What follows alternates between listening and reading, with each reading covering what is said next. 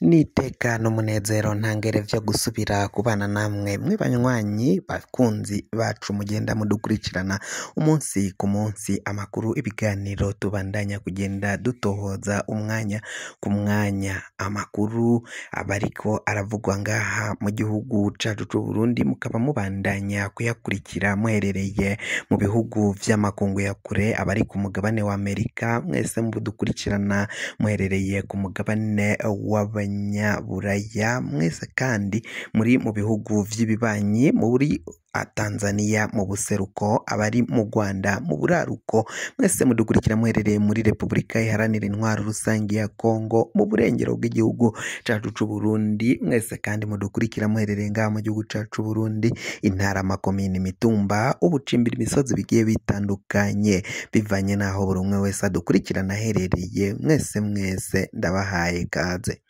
fyonda subscribe ni bukoresha ururimi rw'icongereza canke ni bukoresha ururimi rw'igifaransa fyonde sabone hama uracuja ngaho iburyo urafyonda no kwa kantu kameze k'agakengeri hama amakuru ibiganiro dutohoza umwanya ku mwanya bize bigushikiraho uzoba uherereye hose kw'isi.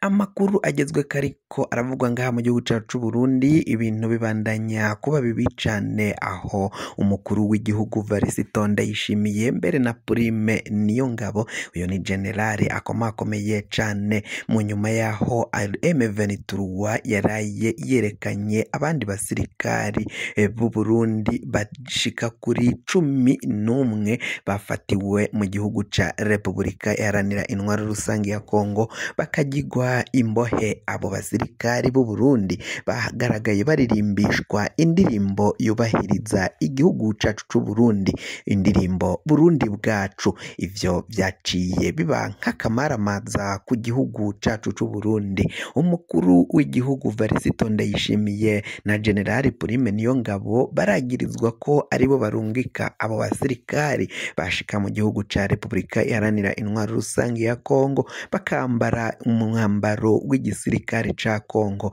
Abo basirikari bagaragaye muri video yashizwe hanze n'umuhari M23 yerekana abarundi yafashe bandi basaga bandi yari yarafashe na mbere kuri ubu ngubu yafashe abandi basirikari yagize imbohe. Abo basoda bakaba basaba igihugu c'u Burundi gushira agatima impembero bagatahukana abo basirikari bakobagirira ikigongwe igihugu kikaja kubaraba ngaho muri Kongo aho bagorewe, aho bagizwe imbohe n'uwo muhari wa M23.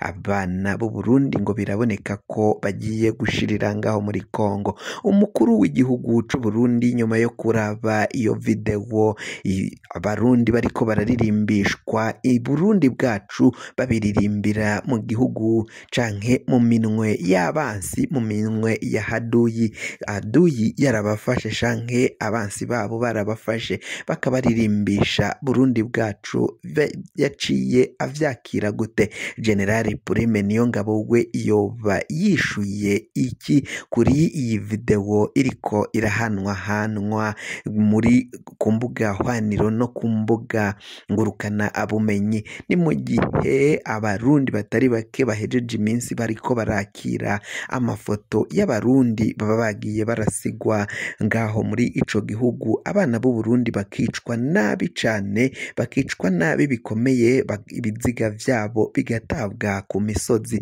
bigatabwa mu mashamba, bigatabwa mu bibira ijya nino mu nzuzi, ariko ntibashinguranwe iteka nk'abarundi bagwaniye igihugu. Mu gihe kandi bivugwa ko abo bagabo General Prime Niyongabo na Varisito Ndayishimiye umukuru w'igihugu bo bariko baricira amahera mu kurungika abo basirikari muri Kongo.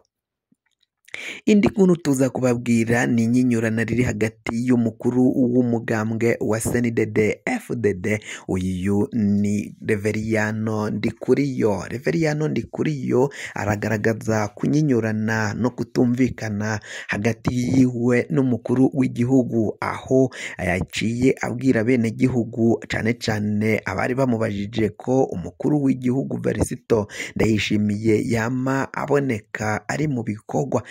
Uyu Reveriyano Ndikuriyo atakurya iminwa, yaciye ababwira ko nta bidasanzwe umukuru w'igihugu cy'u Burundi akora, nta bintu by'akarorero bidasanzwe Varisito Ndayishimiye yama yakoze, ngo ivyo akora biba bipangiwe, ngo birapangiwe nk'uko Reveriyano Ndikuriyo yaciye yagiriza abo bategetsi umukuru w'igihugu Varisito Ndayishimiye ko ivyo akora atari ivyo ku mufuka wiwe, ahubwo ari ivy'igihugu kiba kimusabwa gukora ko rero na ba Colonel Reveriyano Ndikuriyo nabo bakora, atari Ndayishimiye akora wenyene.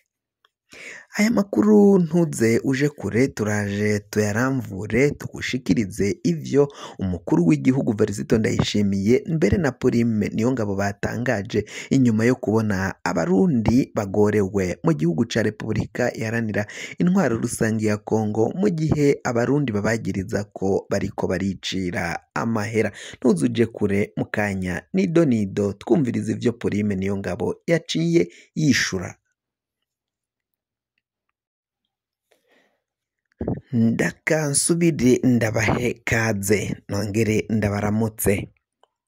Kaze ngaha muri aya makuru, reka tuyatangurire kuri iyi nkuru ivugwa mu mutekano.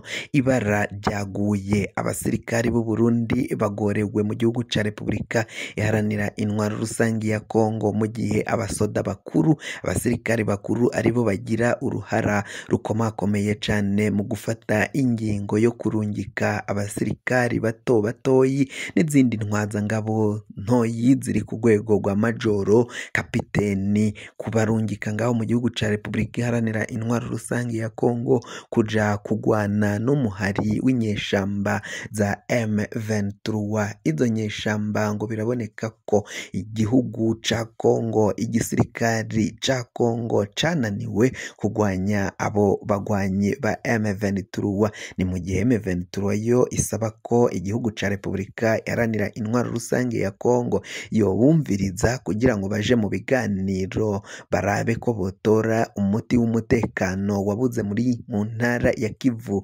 y'Uburaruko. Ibice rero bitandukanye vyo muri iyo ntara ya Kivu y'Uburaruko, cane cane no mu gisagara ca Goma, Mushaki, Kicanga ndetse Kirorugwe n'ahandi nko mu birunga vya Nyiragongo n'ahandi na Nyamuragira, biravugwa ko abo bagwanyi bivugwa ko bafashe ivyo bice. Kuri ubu ngubu bakaba benda gufata n'igisagara ca Goma. Mu ndwi iheze batangaje ko ico gisagara bahejeje kugikikuza. Kuri ubu ngubu barakizungurutse. Ingabo z'igihugu c'u Burundi ni zimwe mu ngabo ziriko zirahasinzikarira, ziriko ziraharasigwa muri Repubulika Iharanira Intwaro Rusangi ya Kongo. Ni mu gihe hatambutse amafoto, amavideo, isanamu y'abasirikari b'u Burundi bavugana matrikire zabo mu gisirikari c'u Burundi n'amazina yabo. Nimwogira ngo ni ububeshi, bazorabe izo matrikire, barabe niba abo basirikari atariko bitwa, barabe ko niba ko abo basirikari boba bakiri ngaha ku butaka bw'igihugu c'u Burundi baherereye muri Kongo. Ivyo babitangaje ubwo bari bafashwe, bagizwe imbohe n'umuhari M23. Umuhari M23 wuvuga ko wubahiriza amategeko y'intambara, ntago ushobora kwica abo bagize imbohe, ariko ni mu gihe igihugu c'u Burundi co kiriko kirihakana ko abo basirikari batabazi. Ndayishimiye yaciye avuga ko abo basirikari atabazi, atari abarundi. Abo baciye berekanwa n'umuhari M23. Ni nako Prime Niyongabo nawe ariko arishura abariko baramubaza ivy'abo basirikari bari ngaho mu gihugu ca Repubulika Iharanira Intwaro Rusangi ya Kongo, bakaba barafashwe n'abo bagwanye ba M23. M23 bakavuga ko rero Ndayishimiye we aca yishura nk'uko yishuye na mbere ku bandi basirikari bari baciye bafatirwa muri ico gihugu ca Kongo bagafatwa n'umuhari wa M23.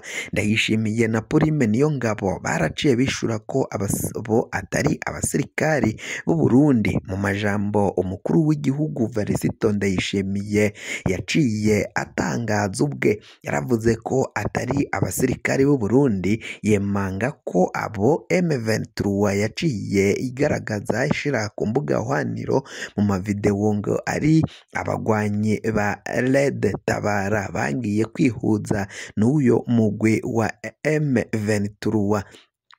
Ni mu gihe Red Tabara yaciye ihakana ko atabagwanyi ba Red Tabara bagwana muri M23 canke babarizwa muri M23. Amakuru akavuga ko imvo zatumye umukuru w'igihugu c'u Burundi Varisito Ndayishimiye abandanya guhakana ko abo basirikari atari abarundi ari uko yabonye ko yafashwe canke agiye kuja ahabona ko yarungitse igisirikare mu gihugu ca Repubulika Iharanira Intwaro Rusange ya Kongo kikaja kugwana n'umuhari M23 bitarekuriwe n'amategeko. Amasezerano bari bagiriye ngaha mu gihugu c'u Burundi mbere n'amasezerano M23 n'igihugu ca Repubulika Iharanira Intwaro Rusange ya Kongo mbere n'ibihugu vya EAC vyari vyarungitseyo abasirikari. Amasezerano akaba yari yarabereye mu gihugu ca Kenya i Nairobi.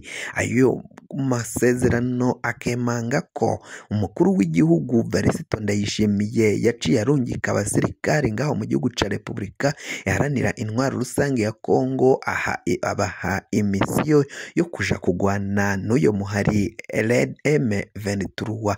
Ivyo ngo vyarakaje cane canke kwari ukurenga ku mategeko y'amasezerano yari yaciye asinywa ko izo ngabo za EAC zizoja guhagarara hagati y'igisirikare ca FARDC mbere n'abagwanyi ba M23. Amakuru yo kwizigira rero Varisito Ndayishimiye akikubita amaso iyo sanamu yaciye yihakana abo basoda b'u Burundi bari ngaho mu gihugu ca Kongo. Iyi ni inshuro igira iya kabiri hasubiye gufatwa abandi basirikari b'u Burundi mu basirikari umukuru w'igihugu c'u Burundi yaciye arungika. Abo basoda bakaba baciye bashira imatrikire zabo ahabona banavuga amazina yabo. Icabaye akarorero mbere n'akamaramaza cashavuje abenegihugu cane nuko ingene abo basirikare b'u Burundi bagaragaye baririmbishwa Burundi bwacu, indirimbo ururirimbo ruhayagiza igihugu cacu c'u Burundi. Ivyo biraboneka ko umukuru w'igihugu Varisito Ndayishimiye we na Prime Niyongabo batashaka kwemanga ko bakoze amakosha mu kurungika abo bagabo abo basirikari mu gihugu ca Kongo, kandi abasoda b'u Burundi nabo baremanga ko badashaka kuja ngaho mu gihugu ca Kongo. Abaciye banka kujabuka uruzi Rusizi n'amazi y'ikiyaga Tanganyika ngo baje kugwana ngaho muri Kongo bakaba baraciye bahagarikwa bakajanwa gupfungwa muri police militaire mu kampi ya Mujejuru mbere ni kampi ya Muzinda. Aho niho abasoda b'u Burundi babandanya kujanwa gupfungirwa.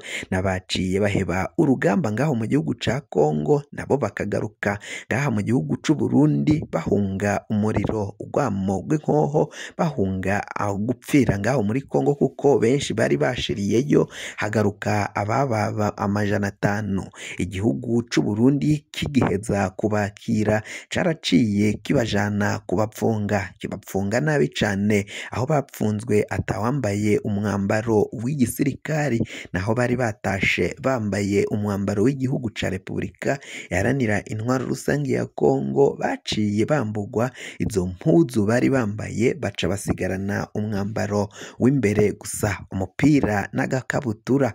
Ivyo nivyo baciye babajana kubapfunganwa. Nta numwe yararekuriwe gutsugwa akuranke kuja kuramutswa. Ababo babo baciye bagenda bumviriza ivyabaye ku babo bakabifata nk'aho ari akamaramaza. Prime Niyongabo yaragendeye bamwe mu bari bapfunzwe ariko abasaba ko bagomba guheba kutemanga ko bavuye mu gihugu ca Repubulika iharanira intwaro rusange ya Kongo. Abo basirikare baciye babwira Prime Niyongabo ko batazovyihakana kuko ariho bari bararungitswe, akaba ariho baciye bafatirwa. Cabikoze kuri ubu ngubu baciye bimugwa mu makampi bari bapfungiwemwo, bamwe bajanwa mu yandi makampi harimwo no mu Mpimba. Icabaye nanone akamaramaza nuko bamwe mu babo baciye baja kubaraba muri ayo mabohero baciye bavugwa ko bimuriwemwo, ariko bakaba barababishura ko atababo bari ngaho muri ayo mabohero nk'uko amakuru ava mu gisoda c'u Burundi, amakuru yo kwizigirwa agenda abishikiriza. Umukuru w'igihugu Varisito Ndayishimiye na Prime Niyongabo rero ngo biraboneka ko hari ibinyegezwa bafise mu kurungika abo basoda ngaho mu gihugu ca Repubulika iharanira intwaro rusangi ya Kongo, aho biboneka ko benshi bazoshirirayo. Kugira ngo amakuru mwene nkaya azaragushikira, fyonda subscribe niba ukoresha ururimi rw'icongereza canke niba ukoresha ururimi rw'igifaransa fyonda sabone, hama uraca ngaha iburyo urafyonda no kwa kantu kameze nk'agakengeri. Amakuru n'ibiganiro dutoza umwanya ku mwanya bize bigushikira aho uzoba uherereye.